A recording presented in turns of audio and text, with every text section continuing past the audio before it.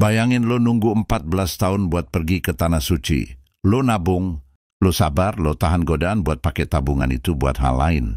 Terus lo dikasih tahu, maaf kuotamu pindah. Ada yang bayar lebih. Enggak, ini bukan fiksi. Ini nyata. Ada 8.400 orang yang udah antre belasan tahun yang mestinya berangkat. Tapi gagal berangkat karena dugaan pembagian kuota yang diselewengkan.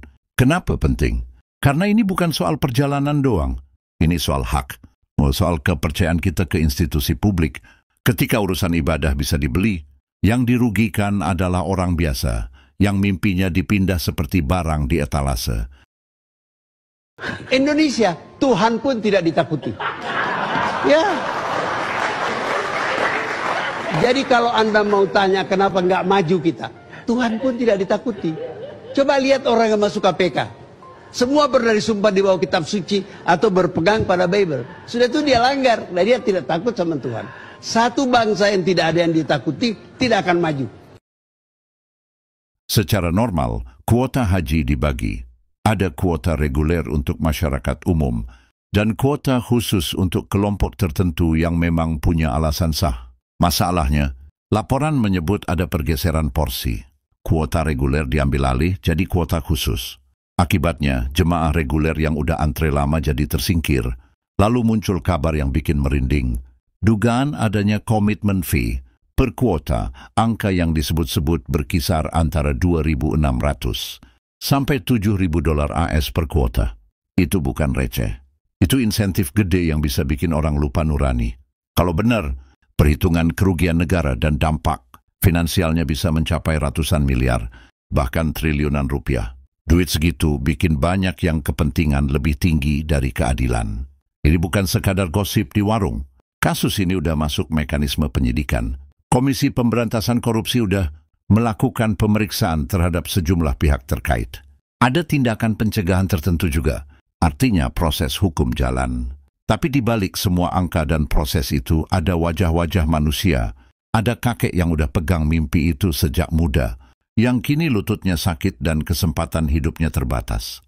Ada ibu yang nunda operasi demi terus menabung. Ada cucu yang tiap Ramadan dengar cerita, nanti kita ke Mekah ya. 8.400 bukan cuma angka. 8.400 rumah tangga yang kecewa. 8.400 mimpi yang ditunda. Secara teknis, kalau kuota reguler dipindahkan ke kuota khusus, antrean otomatis mundur. Jadi bukan cuma mereka yang langsung terdampak, orang di belakang antrean juga harus nunggu lebih lama. Ini efek domino. Satu keputusan rapuh berdampak ke ribuan kehidupan lain. Kenapa sistem rentan? Ada beberapa celah, transparansi proses pembagian kurang, data antrean yang susah diakses publik, dan pengawasan internal yang lemah. Selama celah itu ada, peluang penyalahgunaan tetap terbuka. Apa yang harus dilakukan? Pertama, audit publik penuh atas seluruh alokasi kuota tambahan. Kedua, buka daftar antrean yang bisa diakses publik supaya siapapun bisa cek. Ketiga, mekanisme kompensasi atau prioritas. Ulang, untuk korbannya, khususnya mereka yang udah antri belasan tahun. Keempat, revisi aturan supaya kuota khusus gak jadi celah komersialisasi. KPK udah bergerak, itu tanda baik. Tapi penegakan hukum harus diikuti. Langkah struktural supaya kejadian serupa nggak terulang.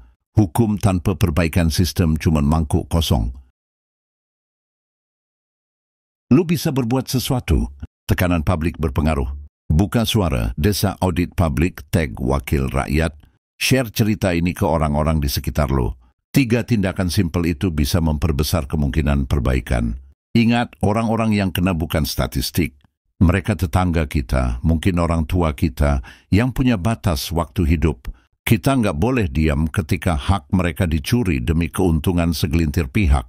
Kalau cerita ini ngena di hati lo, lakukan satu hal. Like video ini, subscribe channel, dan share ke minimal 3 orang yang lo tahu bakal peduli soal keadilan.